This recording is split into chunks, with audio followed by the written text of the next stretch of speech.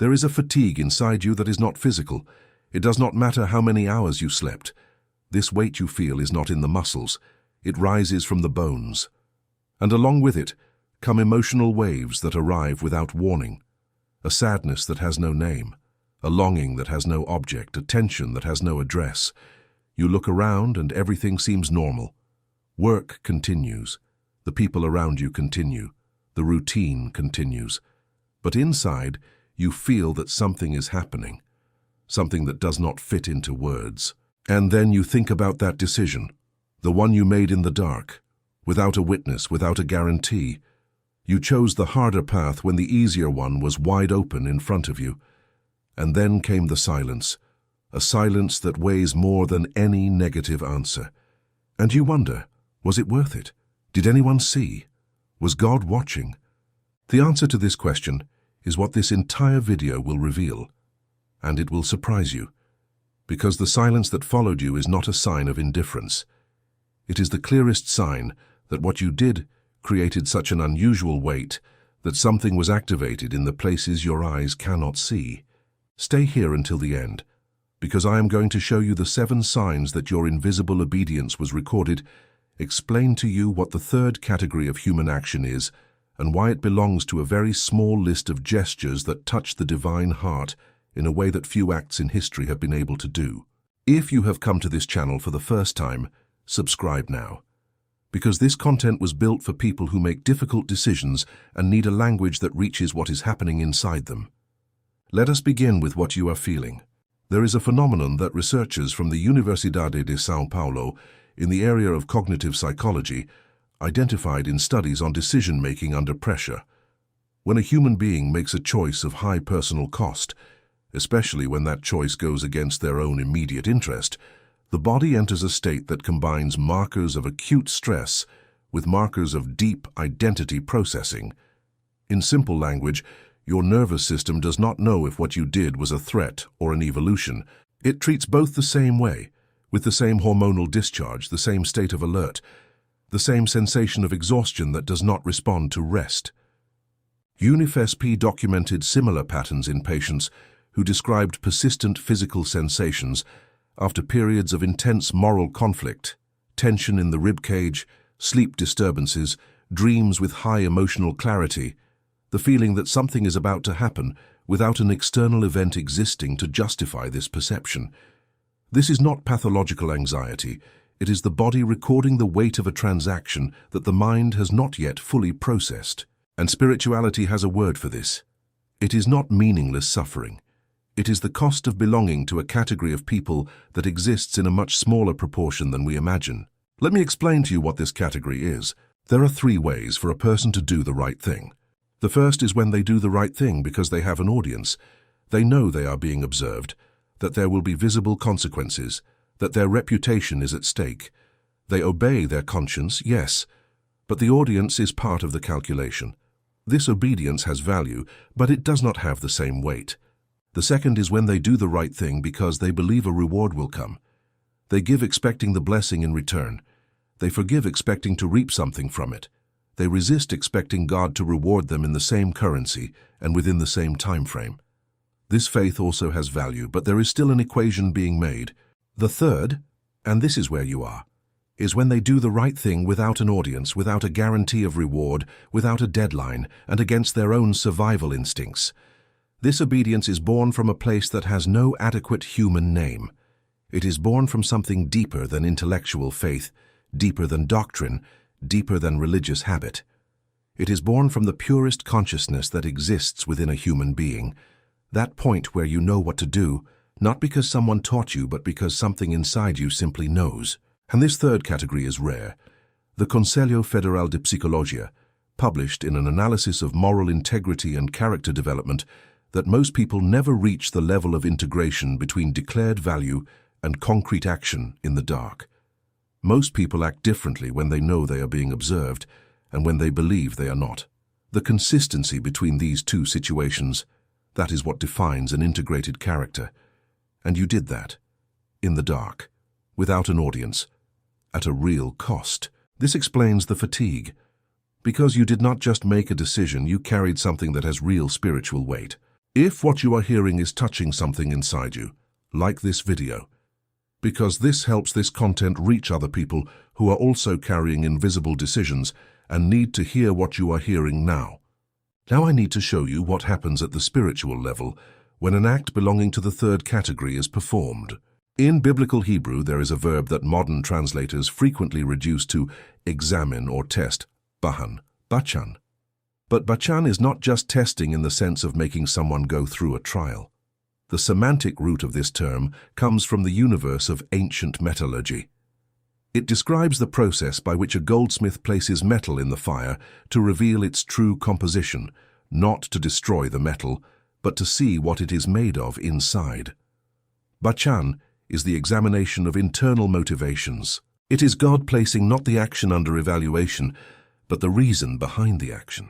And there is another verb that completes this image, shakal, shakal. This verb means to weigh, not in the figurative sense we use in Portuguese or English, but in the literal and technical sense of a precision scale. Shakal is the weight attributed to every gram of pure intention.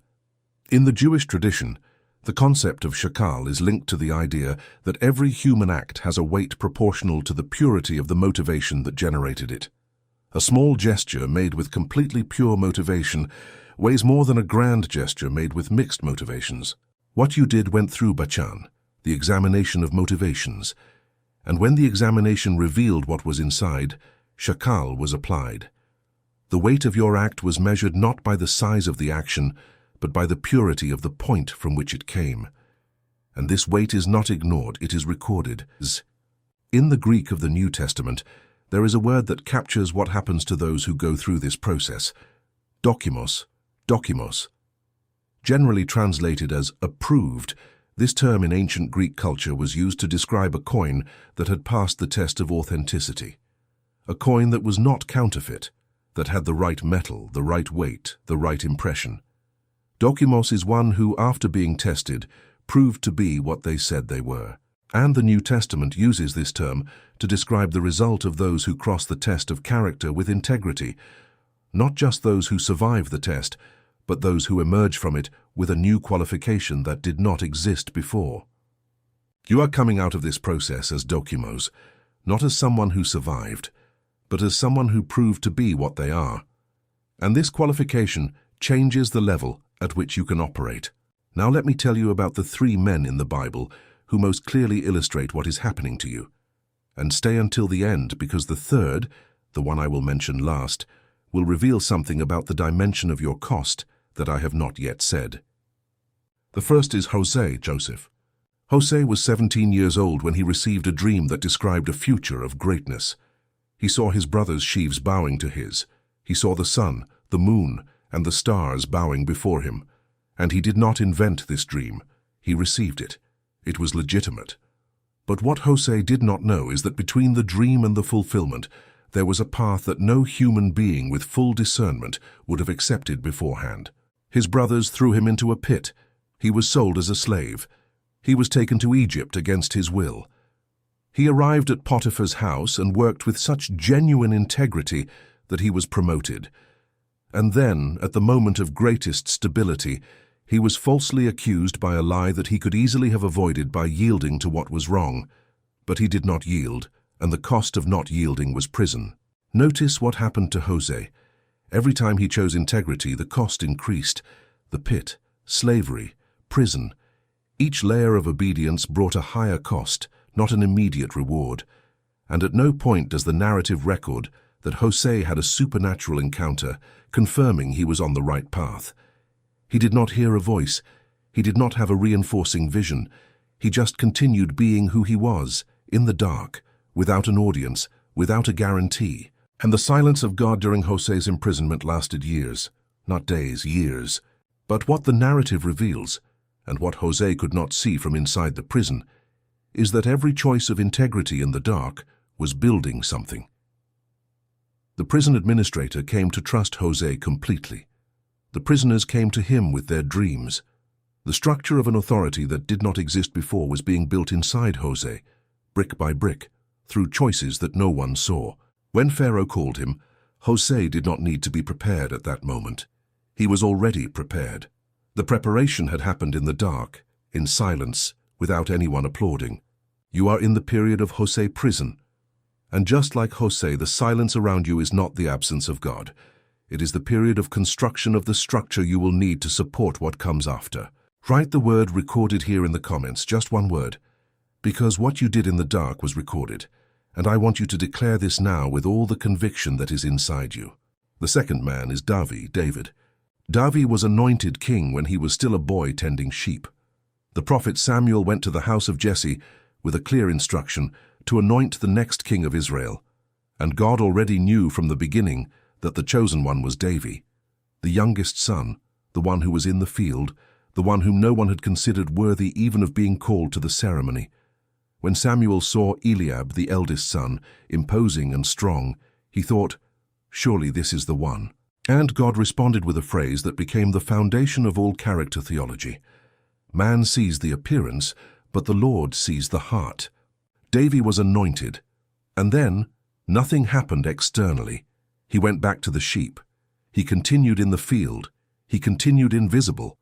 The anointing had been poured out, but the throne continued to be occupied by Saul, a rejected, unstable king, pursuing David with an entire army. And David, who had been declared king, spent years as a fugitive, years hiding in caves, years sleeping in the desert, years protecting his life from a man who occupied the place that had been promised to him. And in two specific moments when Saul was literally at David's mercy, moments when any person with normal ambition would have taken advantage to seize what belonged to them, David retreated. He said, "I will not touch the Lord's anointed." Here is what few realize. David could have justified Saul's death with God's own promise. He could have said, "God anointed me. Therefore everything I do to reach the throne is within the divine will." But he did not think that way. He understood that the way to reach the destination also matters, that the path is not separable from the destination, that forcing the fulfillment of a divine promise with human methods generates a result that does not have the same foundation as the result God builds in his time. Do you know what David was giving up? The schedule, the date, the when. And this leads us to the third character, the one I saved for now, Abraham. Abraham received the promise of a son when he and Sarah had already passed the biological age of generating life. The promise came with clarity and authority. But the years passed and the son did not come.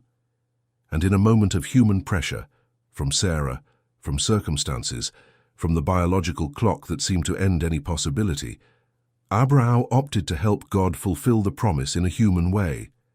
Hagar entered this story. Ishmael was born, and the result was a complication with roots so deep that it reverberates to this day.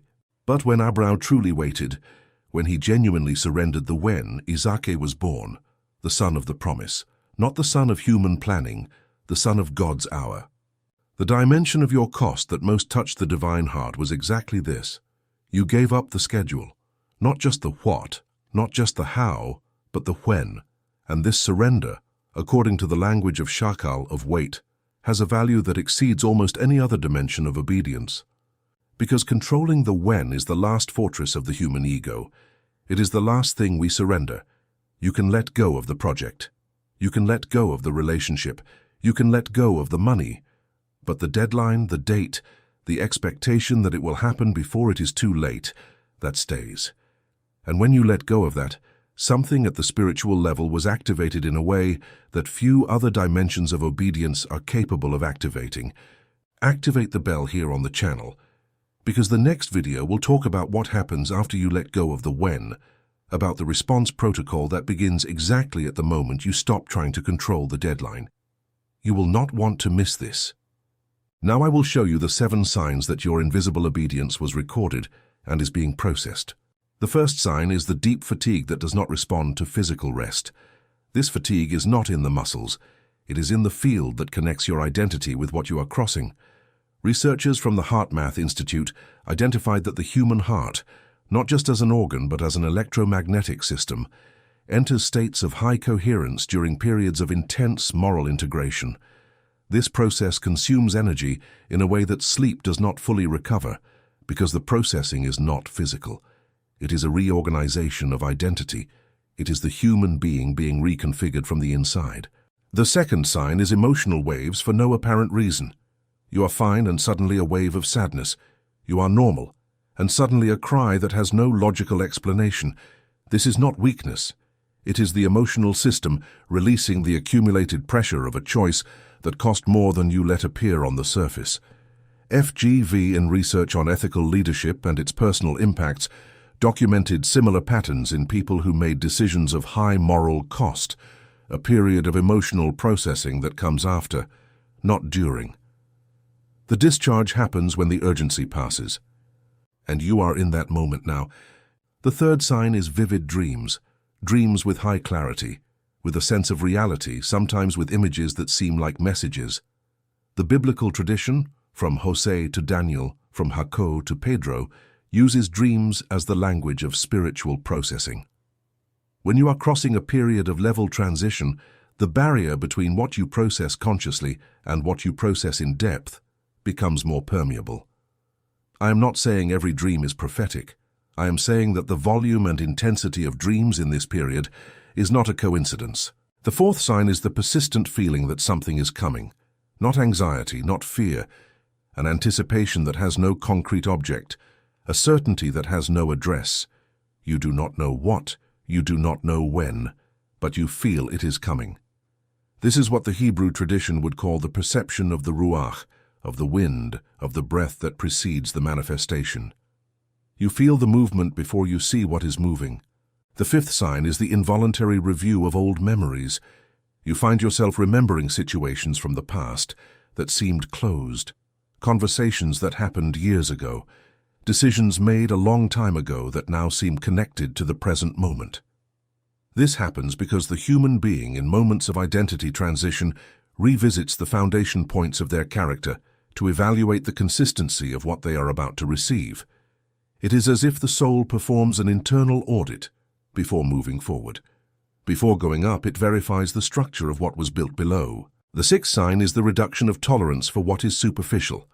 You begin to feel uncomfortable in situations that previously seemed normal to you. Conversations that did not bother you before now seem empty. Environments you used to frequent without thinking now generate a discomfort you cannot explain. This is not arrogance. It is the elevation of your floor. When your internal level rises, what is below that level begins to create friction. You are developing a natural intolerance for what no longer corresponds to what you have become. The seventh sign, and this is the most important, is the feeling that you can no longer return to the previous level of existence. Not as a desire, as an impossibility. You try to imagine making the opposite decision, returning to what you were before that difficult choice, and you realize you no longer fit. Not because it would be difficult, but because you are no longer that person. The floor has been permanently elevated, and this seventh sign is what the word dokimos describes. Not just someone who was approved, but someone on whom something new and permanent was imprinted. A qualification that does not undo when the pressure decreases. Now let me tell you about what is happening at this moment. Not in your external environment, but in the structure of what is being built. There is an image in agronomy that I want you to keep. When a seed is planted in the soil, before anything appears above the ground, a process called internal germination happens. The shell of the seed, the tegument, needs to crack. This rupture happens from the inside out. The pressure comes from inside the seed, not from outside. And in this process, the seed uses all the energy it has stored to break its own protection and send a root downward before sending anything upward. The root goes first, downward in the dark without anyone seeing. It is only after the root is established, after it has found the water and the mineral it needs, that the stem begins to rise. What appears above the soil is always preceded by a root system that no one saw being built. You are in this phase. What is growing in you now is going down, not up. It is deepening roots in the soil of character, integrity, and transformed identity. And it is exactly because these roots are deepening that what will appear later will be able to support weight. Because Scripture does not only promise blessing, it connects the magnitude of the blessing to the structure of the character that will receive it. Hosea was not just sent to the palace. Jose was sent to the palace because there had been built within him the capacity to manage an empire without being corrupted by power, without taking revenge on the brothers who betrayed him, without using authority to serve the ego. The palace needed someone, Dokimos, and the years of the pit, slavery, and prison built exactly that person. Jose's blessing required a version of Jose that did not exist before the pit, and the pit existed to produce what the palace was going to demand. What is arriving in your life will require a version of you that did not exist when you made that difficult decision. And you are being built for that version now, not despite the silence, through the silence. The foundation being built now is what will allow you to carry the weight of what is arriving without losing yourself inside it. Now I want to give you 3 anchors for the period that remains until the manifestation, because the space between what you did and what is to come is the most vulnerable space. And people lose what they conquered in the dark exactly here, in the moment before dawn. The first anchor is faithfulness to what you already know. Do not wait for a new revelation to continue being who you have become. What you know is already enough for the next steps. Jose did not have a map from Egypt to the palace.